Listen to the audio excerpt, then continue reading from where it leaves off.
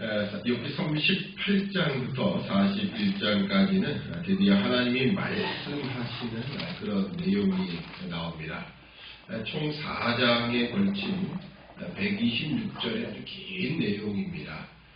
여기에는 우리가 앞에도 엘리후가 하는 그 발언 가운데 요건 한마디도 이야기를 안 했었고요. 앞으로도 38장 이후로부터 41장까지의 이야기 안에도 요건 한마디도 하지 않고 이제 42장에 가서 드디어 입을 열게 됩니다. 이전에 우리가 엘리후가 하던 이야기 마지막 부분에 36장 22절 이하로부터 37장에 있었던 이야기 가운데 엘리후가 이런 이야기를 했던 거 여러분 기억이 나실 겁니다. 폭풍, 때로는 이제 뇌우, 폭풍 가운데서 벼락이 치고 천둥 치는 그런 우리가 상당히 좀 두려운 그런 상황이죠.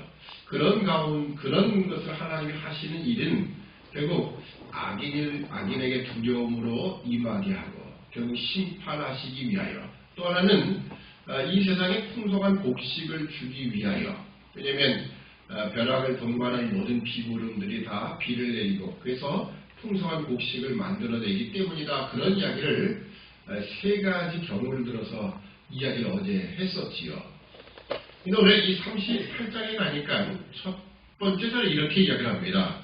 때 여호와께서 폭풍 가운데로서 욥에게 말씀하셨다라고 이야기합니다. 폭풍 가운데서.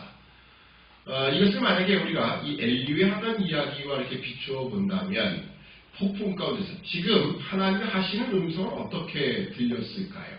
우리가 지금 우리가 본문을 읽었던 것처럼 우리말이면 우리말처럼, 아니면 히브리 사람이 히브리 말처럼, 욥은 히브리 사람은 아니었으니까 아브라함 시대 때인데 동방의 우스 땅에 살던 사람이었으니까 히브리 사람도 아니고 히브리 말도 아니었을 겁니다.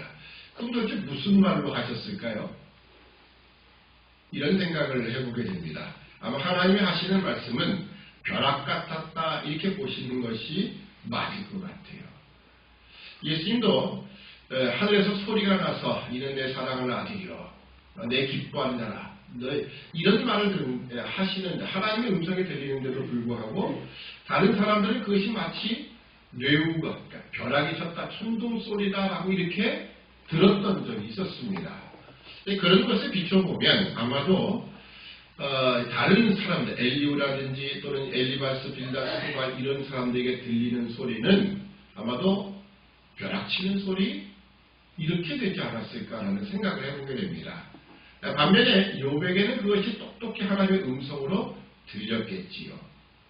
그렇다면 참 재미난 현상을 우리가 보게 됩니다. 그건 뭐냐면 지금 엘리후라든지 빌닷과 엘리바스, 소발이라는 이 사람들은 욥 앞에서 지금 막 폭풍의 그 구름이 몰려오면서 벼락이 치고 천둥 소리가 나는데 자기들 지금 정신없겠죠.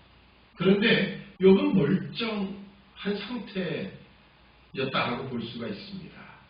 벼락치니까 위야 큰일 났다, 도망가야겠다, 숨어야겠다, 이런 게 아니라 그 음성을 그대로 듣고 있는 거예요. 비록 옆에 있는 사람들이 그것이 천둥치는 소리처럼 들렸어도 욥에게는 그것이 하나님의 음성이었다라는 생각을 해보면 이 긴 내용 가운데 참 얼마나 장엄한 모습이었겠는가 생각을 해볼 수가 있습니다. 그러니까 욥에게는 이것이 하나님의 대답의 음성이었던 건 틀림없습니다. 물론 자신이 요구했던 음성, 대답은 아니었어요. 내가 지금까지 궁금점을 가지고 친구들과 논쟁하면서 그렇게 원했던 하나님의 대답은 아니었지만 하나님의 음성을 분명히 듣고 있는 겁니다. 근데 주변에 있는 사람들은 지금 기껏 해봤자 천둥이 계속 내리치는 천둥 소리만 들었을 것입니다. 그런 상황을 생각해보면 이 38장부터 41장까지 이야기가 얼마나 대단한 말씀인가라는 것을 우리가 기억해 볼 필요가 있고요. 자, 동시에 38장 이하부터 41장까지 이야기 속에는 욥이 요구했던 이야기는 하나도 없습니다. 욥이 지금까지 궁금점을 가지고 하나님, 저는 제가 잘못했다면 뭘 잘못했는지 그걸 좀 말씀해 주십시오. 또 혹시라도 그것이 아니라면 왜 하나님이 이런 고통을 나에게 주셨는지, 이런 어려움을 주셨는지 한번 그 이유를 속 시원하게 한번 말씀해 주시죠. 말씀만 해주신다면 제가 다 수긍하겠습니다. 수긍하고 안 하고를 떠나서 하나님이 그렇게 하시겠다면 제가 뭐라고 하겠습니까? 그건 하나님과 인간 사이에 분명한 차이다. 그렇게 이야기를 했었거든요. 그러니까는 어떻게든 하나님의 음성을 듣고자 했었는데 지금 하나님은 너무나 놀랍게 폭풍 가운데서 말씀하셨다. 이렇게 이야기하는 겁니다. 그럼 꼭 폭풍이 아니면은 하나님 말씀 안 하시겠습니까? 하나님은 꿈으로도 이상으로도 얼마든지 하실 수 있고요. 선지자를 통해서라도 하나님은 하시는 거예요. 그런데 꼭 폭풍 가운데서 말씀하셨다는 것은 우선 하나님이 직접 임재하셨다는 것과 동시에 우리가 엘리후의 이야기가 비추어 본다면 아마 지금 어마어마한 계속해서 벼락이 내려치는 그런 상황이었을 것이다. 그렇다면 이 아주 더 놀라운 이야기로 우리가 볼 수가 있습니다. 자, 그래서 우리가 이제 우리가 38장 이하로 보는 이야기 가운데 특히 하나님은 욥에게 질문하는 형식으로 계속 이야기를 이어가십니다. 근데 여기에 대해서 욥이 한마디로 대답할 수 있는 것은 사실 하나도 없어요. 예, 그건 제 생각엔 이런 것 같은데요. 이건 맞습니다. 이렇게 할 만한 이야기가 하나도 없어요. 왜냐하면 이 자연의 이치, 자연의 세계 전체와 그리고 이 세상의 만물들, 생물들에 관한 이야기인데 욥이 아무리 뛰어나도 그걸 어떻게 알겠습니까? 근데 더군다나 창조 이야기까지 하면서 근원적인 이 빛과 어둠에 관한 이야기를 하는데 욥이 무슨 이야기를 대답을 할 수 있겠습니까? 그래서 우리는 하나님 왜 이렇게 질문을 하실까라는 그런 궁금점을 가지게 되게 되는데요. 자, 우선 우리가 이 본문의 내용 구절을 보면 본문은 이런 이야기로 시작이 됩니다. 자, 2절을 보면 무지한 말로 이치를 어둡게 하는 자가 누구냐? 이 무지한 말로 이치를 어둡게 하는 자가 누구냐? 물론 여기에는 엘리바스, 빌닷, 소발이라는 그런 친구들이 여기 분명히 들어갈 것입니다. 물론 학자마다 여기 욥도 엘리후도 다 포함될 것이다 라고 하는 것도 맞고요. 그러니까 여기는 지금 모든 사람들이 자신들은 다 지혜롭다라고 여김에 틀림이 없습니다. 사실 자기 자신들이 다 지혜롭다고 하는 사람들이 서로 논쟁을 벌이면요, 논쟁은 끝이 없습니다. 논쟁이 어떤 결말을 얻지 못해요. 이 목사들 세계가 제일 그런 것 같아요. 물론 정치 세계도 그렇지만 자기가 가지고 있는 이 논리들, 그리고 자기가 가지고 있는 가치관, 자기가 해석하는 성경 해석관에서 거의 벗어나지 못합니다. 그렇죠. 저도 장로교 목사이니까요. 칼빈주의 입각해서 저는 모든 성경을 해석을 해요. 반대로 알미니안주의, 감리교라든지 성결교 이런 목사들이 저희가 하는 이야기를 들으면 아유 저거 골수분자라 저거밖에 모른다 이렇게 이야기를 할 겁니다. 왜냐하면 그 사람들 입장은 또 다르게 성경을 해석을 하니까요. 그 마찬가지겠죠. 그렇지만 적어도 저는 장로교 목사로서 이것만큼 분명히 해야 된다는 것은 분명히 있습니다. 그러면서 주장을 하는 거죠.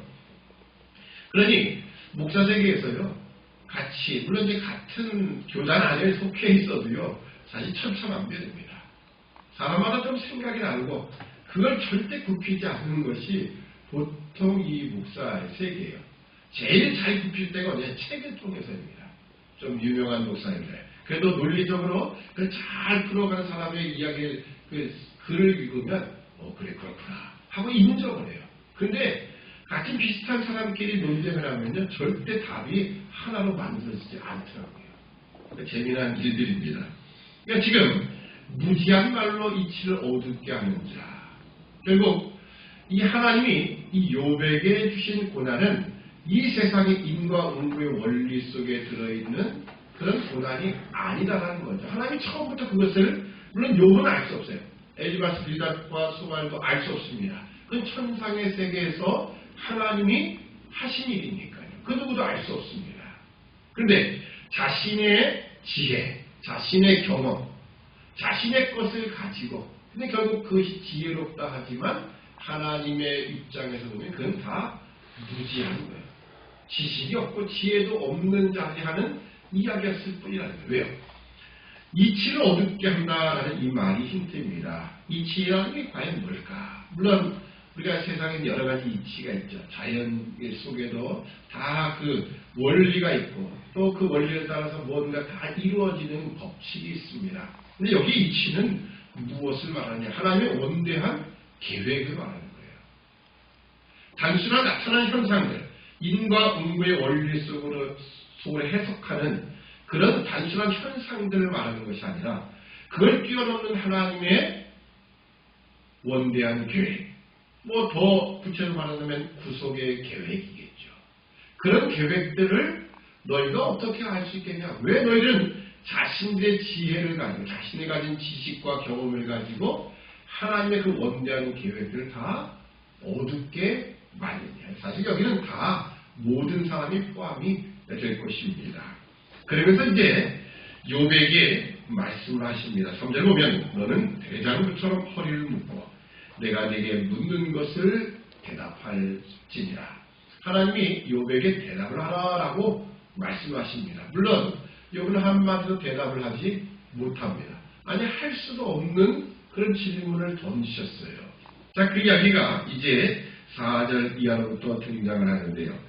4절부터 7절까지는 제가 아주 간략하게 썼지요. 지구의 기초에 관한 이야기. 또 8절부터 11절은 바다의 경계, 10절부터 15절은 아침빛, 16절부터 18절 어두운 심원, 그리고 19절부터 38절은 천체 운행과 그리고 기후의 현상에 관한 질문을 던지십니다. 물론 지금 우리가 과학시대에 살고 있고 많은 정보들을 갖고 있으니까 과학적인 대답은 우리가 아마 이런 질문을 던질 때 할 수 있는 것들이 혹시 있을런지 모르겠습니다. 그러나 이 시대에 과연 욥이 하나님 앞에 하나님 던진 질문 앞에 뭐라고 대답을 할 수 있었을까? 한마디도 할 수가 없는 그런 질문이었을 겁니다.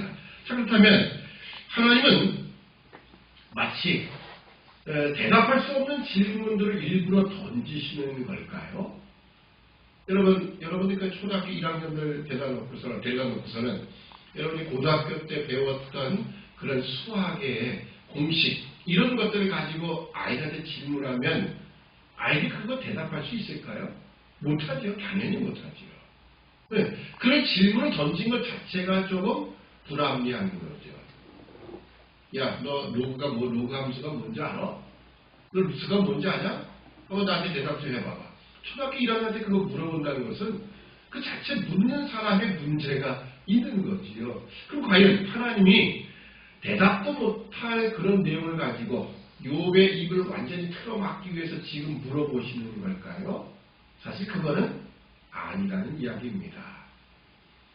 앞으로 이제 확인해 보겠지만 우리 38장부터 이제 이 41장까지 하나님의 질문을 보시면요. 마치 하나님이 욥을 이 하나님이 창조하신 그 창조의 행위, 이 세계를 창조하실 때에 이 온수를 창조하실 때에 그 창조의 세계로 초청하는 것과 똑같다는 느낌을 갖게 됩니다. 제가 아이들과 함께 역사 탐방을 참 많이 다녔었지요. 올해는 결국은 이 코로나 때문에 못 갔었는데 아이들 데리고 가면은 꼭 들리는 데가 있습니다. 그건 박물관이에요. 박물관에는 역사적인 소중한 가치, 의미를 가진 그 자료들, 유물들이 참 많이 소장되어 있지요. 그 박물관을 데리고 가는데 아이들 별로 좋아하진 않아요. 왜냐면 아이들이 뭐 그거 봐서 뭐 특별히 뭐 달라질 건 없죠. 근데 관심 있게 보는 아이들이 좀 있습니다. 근데 그 박물관에 가보면 그 박물관에서 과거의 교장 선생님이라든지 또는 학교 선생님 했던 분들, 역사를 좀 잘하는 분들, 또 그 고장 출신의 사람들이 박물관에서 무료로 봉사를 합니다. 그래서 아이들에게 역사적인 내용들을 그 유물과 함께 해설을 해줘요. 해설사들이 있습니다. 그래서 저는 항상 가면 박물관에서 해설사를 부탁을 해요. 왜냐면 우리는 인원이 뭐 그래도 10명 이상 되니까 항상 이렇게 따라붙어서 설명을 해줍니다. 아이들이 뭐 수학여행 가보면 절대 그런 게 없어요. 그러니까는 그냥 한 바퀴 돌고 뛰어다니고 그러다가 끝나지만 역사 탐방에도 상당히 의미가 있게끔 다녀옵니다. 아이들이 그렇게 가서 이렇게 듣는 가운데 거기 해설자들이 질문을 하게 됩니다. 요게 왜 이렇게 되는지 알겠느냐? 아니면 요때 역사적 상황 아니냐? 물어봐요. 그럼 아이들이 알겠습니까? 사실 모르죠. 그러면 아유 이 무식한 것들아 하면서 일부러 질문을 던진 걸까요? 그건 아니죠. 가만히 보면요. 그 아이들에게 그런 질문을 던지는 것은요. 그 역사의 현장으로 생생하게 그를 초청하는 의미가 있습니다. 그 안에 빠져 들어가게끔 만드는 거예요. 그래서 거기서 말씀하시는 분들 보면 물론 다 그런 건 아니지만 물론 이제 대부분이 그런 것 같아요. 왜냐하면 많이 연구하고 또 계속 하다 보니까는 조금 설명하고 조금 붙이고 하다 보니까는 이제 노하우가 생기고 그래서 사람들 잘 이끌어내는 것이 분명히 있더라고요. 자, 그런 모습을 보니까요. 아, 이 아이들을 그런 질문을 통해서 그 역사적 현장으로 초청하는 거예요. 눈에는 보이지 않지만 마치 그 당시에 있었던 그 역사 현장에 아이들이 빨려 들어가는 그래서 그 현장 안에 자기가 있는 것 같은 느낌을 갖게 만드는 거예요. 마치 저는 그렇게 보는 겁니다. 오늘 하나님이 욥에게 이 창조 세계의 그 원리들, 창조할 때 있었던 일들, 또 창조 속에 하나님이 하신 그 모든 놀라운 일들을 마치 질문 형식으로 하고 있지만 그래서 욥은 한마디도 대답을 할 수 없는 이야기지만 이 이야기가 하시는 그 궁극적인 목적이 뭐냐. 하나님이 욥을 그렇게 대우하시는 거야. 마치 창조하는 그 당시에 욥을 옆에다 놓고서 하나님이 야 내가 이렇게 만들었으니까 한번 봐라. 마치 그렇게 하시는 것과 같다는 거예요. 그럼 여러분 생각해 보십시오. 여러분이 만약에 하나님이 이 세상을 창조하시에 여러분이 다른 건 못해도 그냥 가서 참관만 하고 있었다라고 생각해 보면 이게 얼마나 대단한 일입니까? 정말 대단한 거죠. 전에 한번 제가 서울우유 공장에 한번 견학을 간 적이 있었습니다. 견학을 간 적이 있었는데 그때는 주일학교 아이들 데리고 갔던 것 같아요. 갔더니 그 공장에서 이 우유가 만들어진 과정, 그 공장 내를 쫙 하면 처음에 이제 그 조그만 견학 부스에서 이렇게 다 만들어진 그림을 보고 설명을 해주고요. 그 다음에 실제로 그 공장을 다 돌아보게 하는 거예요. 우유를 만들어내는 공장을 봐도 야 우유가 이렇게 만들어지는구나 라고 하는 참 새로운 신비하고 그리고 남들은 못 보는 걸 나는 봤다라는 그런 생각을 갖게 하는 거예요. 우리나라에 있는 거로 제가 한번 기억하는데 미국에 있는 저도 직접 보지 못했어요. 근데 초콜릿을 만드는 모든 공정을 유리를 통해서 다 이렇게 걸어가면서 볼 수 있는 초콜릿 가게가 있대요. 조그만 큰 가게죠. 공장까지 같이 하는 거예요. 근데 거기서 만드는 초콜릿 과정, 만드는 과정을 다 보면서 다 사가는 거예요. 상술로도 괜찮죠. 그 만드는 과정을 다 보면 좀 신비한 감도 있거든요. 그런 것처럼 하나님은요, 오늘 하나님이 욥을 그런 세계로 초청하고 계시는 거예요. 마치 옆에 있는 엘리바스, 빌닷소바, 엘리오는 무슨 소리만 듣습니까? 지금 벼락치는 소리만 듣고 있는 것 같은 거예요. 그런데 욥은 하나님이 창조하신 세계, 그 세계의 그 창조 행위처럼 보이는 하나님의 그 모든 말씀을 듣고 있는 거예요.